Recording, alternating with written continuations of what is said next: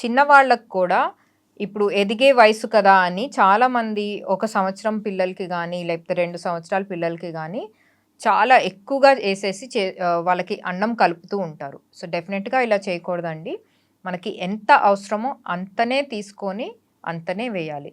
So, పిల్లలు ఎదుగుతున్నారు, వాళ్ళు ఇంకా లావుగా కనిపియాలి, చబ్బీగా కనిపియాలని ఎక్కువగా 3, 4 స్పూన్లు లేకపోతే పావు కిలో ఏసేవాళ్ళు గూడా ఉంటారనమాట. అంత అంత ఏసేస్తూ ఉంటారు వాళ్ళు మొత్తం రోజంతా తినే ఆహారంలో.